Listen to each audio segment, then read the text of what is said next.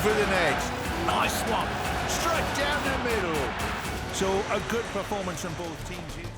Hello and welcome to Firstpost. I'm Rupha Ramani. Let's get started.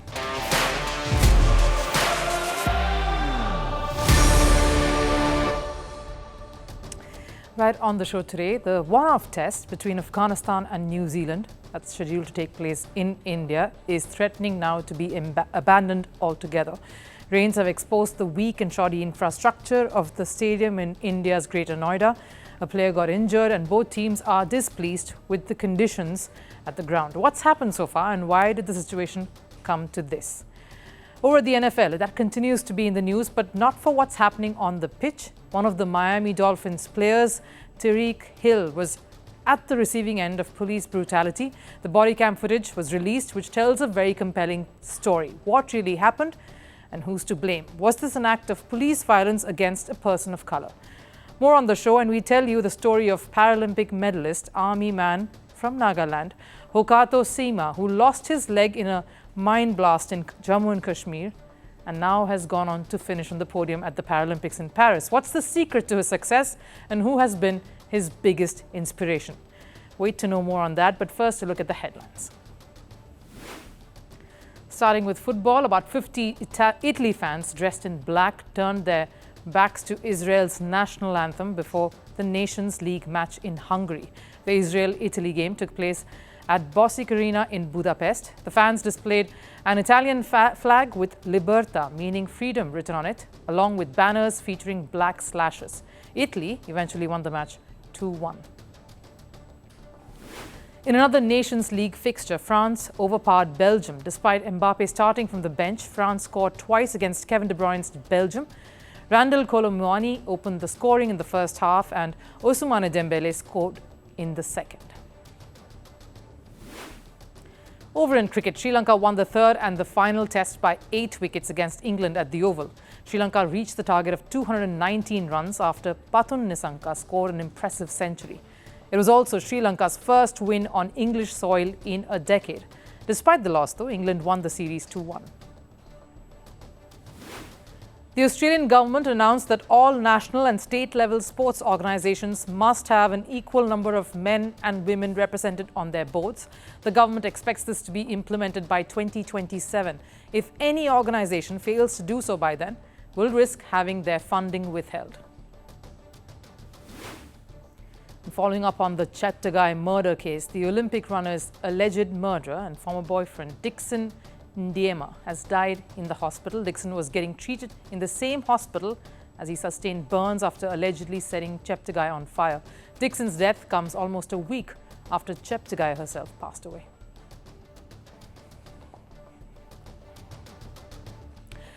Afghanistan and New Zealand playing a one-off test in India in a stadium in Greater Noida, in fact not too far away from the country's capital, Delhi. India offering their venue to Afghanistan, who cannot host any cricket back home. And it would have been quite the sight had the match started as scheduled to on Monday, 9th of September, that was yesterday. We are at the end of day 2 and still not a single ball has been bowled. Now we hear teams didn't even leave their hotels to get to the stadium today for a while. By the end of the day, Afghanistan did not leave their hotel rooms. Why? The outfield was too wet and damp for any play to even happen, for even the toss to take place. Yes, there were no showers in those parts yesterday, but unprecedented rains over the weekend in the northern cities, so much so that the whole ground has been covered in puddles. It just highlighted the lack of facilities in the Greater Noida Stadium. Now, picture this, the rains were obviously too much for the teams to even practice or train before the start of the test. In fact, they did try, and one of the Afghanistan bowlers, a key player in their 11, Ibrahim Zadran, got injured. He twisted his ankle during a fielding drill. On Monday, that's yesterday, you witnessed very few parts, just the center of the ground actually covered, and with tents and tarps that had been rented from a tent house.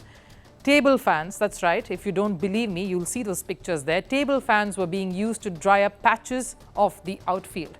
There were multiple inspections scheduled right through the day. In fact, players from both the teams were seen coming out to assess the conditions and showed their displeasure. Tim Southee, Rachin Ravindran and Mitchell Santner from the New Zealand camp came out. Jonathan Trott, who's Of course, the head coach of Afghanistan, and of course, Kane Williamson of the New Zealand side, both not pleased with the situation at hand. And with players already wary of getting injured, playing in these wet conditions, the start of play got pushed to day 2, that's today. Not something either teams would have wanted.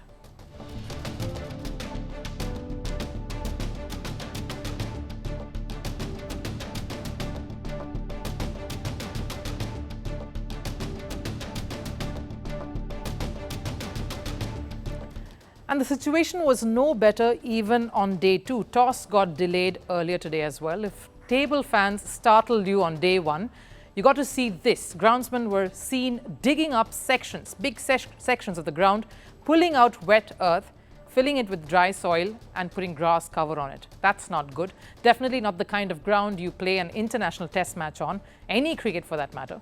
Just too shoddy and could prove to be dangerous. The run-up, as it is, was wet. Despite 5 super soppers being used, the progress was negligible because play couldn't happen.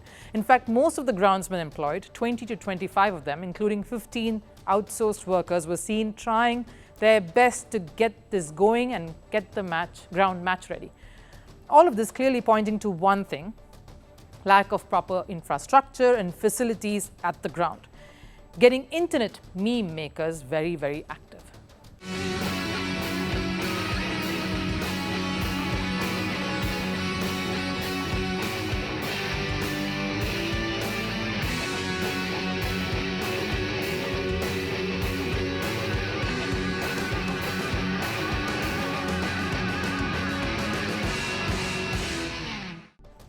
So why was this ground the option? And did the BCCI not think this through? Let me attempt to answer these questions here. There are matches being played at many other venues across the country currently, domestic matches, but matches nonetheless. Plus, this was the ground that Afghanistan had been given to train in the earlier years. So maybe the BCCI felt that they could persist with this stadium for the one-off test too against New Zealand, without realizing how inadequate this was proving to be. Sure, these showers have been unprecedented, untimely, but a ground needs to be prepared for any circumstances, particularly rains. The drainage system clearly took a beating. Maybe the match should have been rescheduled, knowing the kind of weather Delhi had been subjected to in the run-up to this test. Afghanistan, in fact, has been hoping to play this test. Here's a country that has hardly played test cricket over the years since they came to be, all of just 10 test matches. They can't play any international match at home, so for them this was important.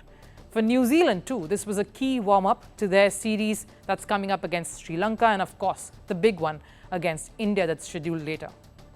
Both teams are clearly miffed with what has turned out to be a bit of a damp affair, dampening their spirits too, even as we all wait to see what day 3 will bring.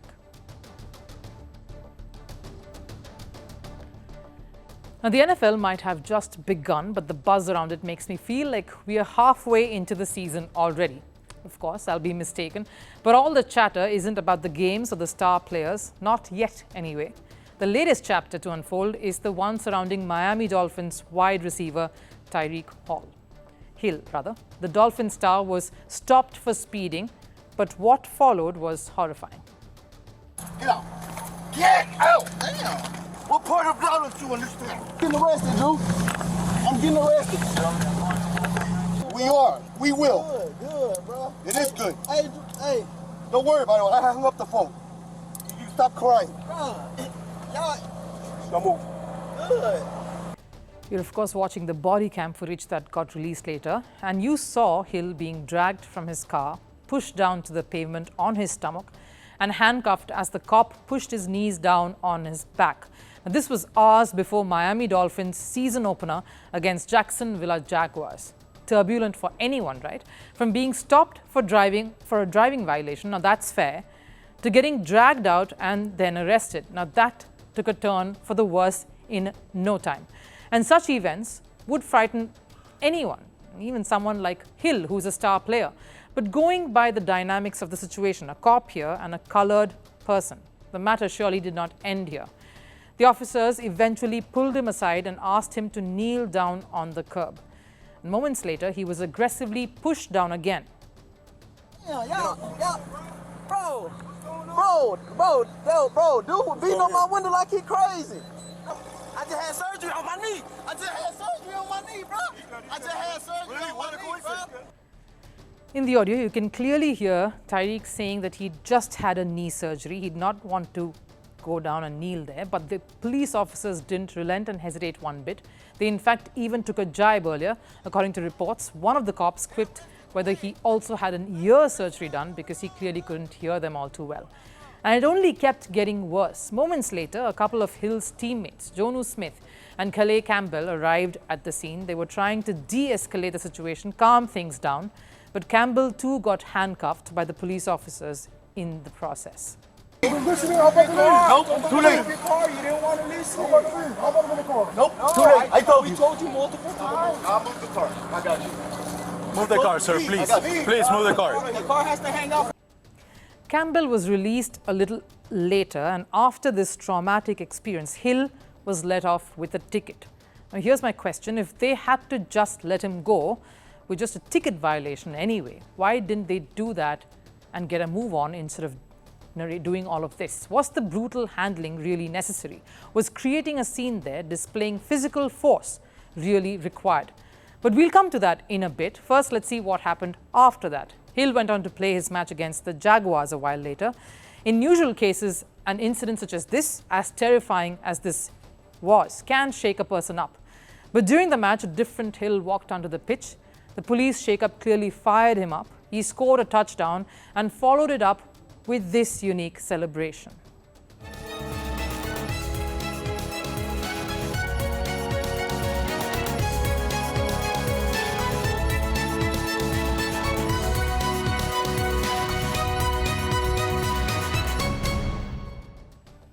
Quite the statement, if you ask me. Despite that drama on the streets of Miami, Hill came back and scored a touchdown to take his team to victory.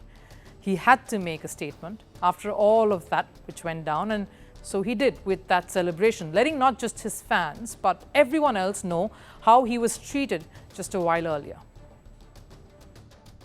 It's hard. I don't want to bring race into it, but sometimes it gets kind of iffy when you do. If I wasn't Tyreek Hill, worst case scenario, we would have had a different article. Tyreek Hill got shot in front of Hard Rock Stadium. That's worst case scenario. After the incident made its way to the internet, fans were enraged and there was spite for the police officer who was involved. The reactions came flooding in thick and fast, and people, of course, sympathized with Hill.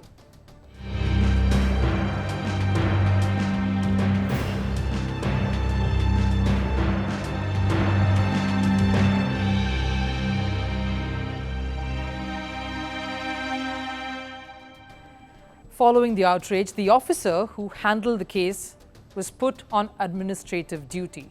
He was basically not suspended, and he remains that way until the inquiry is complete.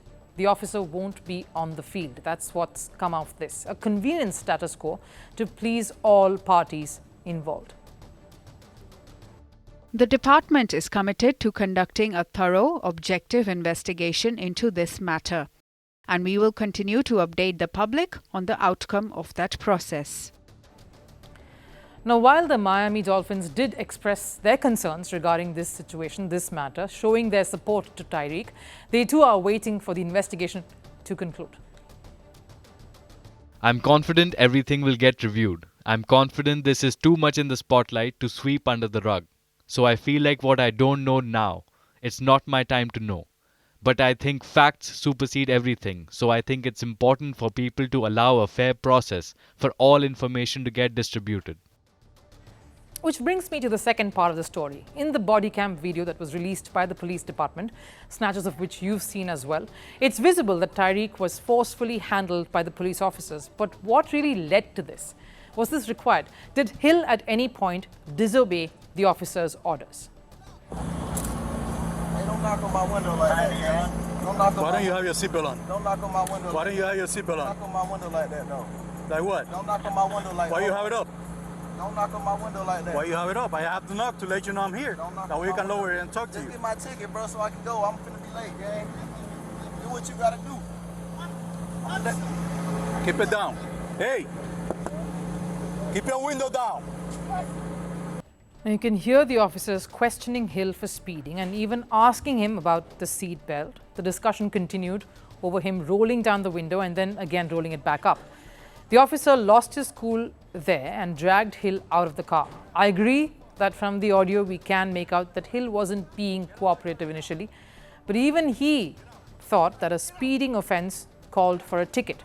Now don't get me wrong, I'm not defending Hill's behaviour here or the act of speeding, both incorrect. Hill himself gave an explanation to all of this and the reason behind it a little later.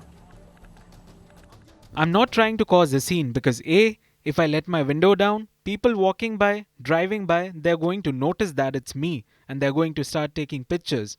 I didn't want to create a scene at all. I just really wanted to get the ticket and then just go out about my way. And it isn't just the matter of Tyreek not rolling down his window. What's more concerning is the way the officers handled the situation or reacted right after. It almost feels like they wanted to show their authority in the most unnecessary, crude manner. But given the video is now out in the open for all to see, does this reflect a targeted incident against a person of colour? Well, I'll leave that for you to decide. Now, the Paralympics has concluded, yes, but it is these games that truly show you how much the human will is truly tested and how they fight all odds to come out triumphant. It's much more than a sporting victory, and one athlete who's truly defined this is Paralympian bronze medalist Hokato Sema, an army man who lost his leg in a mine blast but came back stronger to prove himself elsewhere. And he attributes all of this, his journey, his struggles through all challenges, to one very special person. Take a look. Hokato Hotozhe Sema, an army man from Nagaland who won the bronze medal in the men's shot put F57 category. He's the first athlete from Nagaland to win a Paralympic medal for India. Hokato's throw of 14.65 meters, his personal best, managing to get bronze for his efforts. But this is not what makes Sema's journey inspirational. The athlete overcame personal tragedies, financial woes through his resilience, and a special someone to get this far. The 40-year-old comes from a very humble background. His father was a farmer, so the passion to serve his country comes from his father. While his father pursued agriculture to build the nation, Sema decided to join the Indian Army. And while he trained hard to achieve his ultimate goal of joining the elite special forces, it brought an end to his army career. Mine blast caused him to lose his left leg in Jammu and Kashmir in 2002. But this did not stop him. He switched his focus to something else. At the Army Paralympics node, he trained to become an athlete. And even though this turn of events came when he was past 30, he never let that deter him. He in fact sought inspiration from the biggest poster boy of Indian Olympics, Neeraj Chopra. As an army man, I felt if Neeraj Chopra could do it for the Indian Army and for India as an able-bodied athlete, as a para-athlete from the Indian Army, why can't I? The Army connection pushed Sema to continue his dream. Despite coming into the sports late, Sema won an Asian Para Games bronze, a Paralympics bronze, and a silver in the Morocco Grand Prix.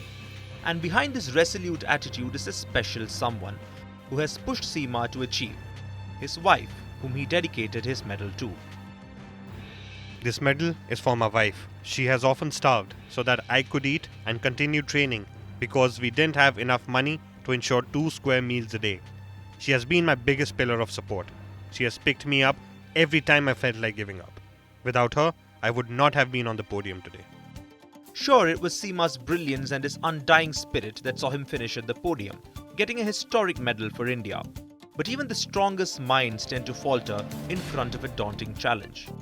And it was in those times that Sema's wife kept him going. They fought hardships together, cried through the tough times together, but she never let him give up, which is what makes this medal and this win even more special. From the battlefield to the Paralympic podium, from heartbreak to hope, all was possible because she held fort and made Sema get there. Time for last serve. Celebrities rained in on the US Open final night. In fact, that became quite the highlight of the Grand Slam. Many stars came over to watch Yannick Sinner win the title. There was, of course, Lewis Hamilton and Noah Lyles in the stands, but the couple that stole the thunder, really, and the spotlight was singer Taylor Swift and her boyfriend, Kansas City Chiefs' Travis Kelce.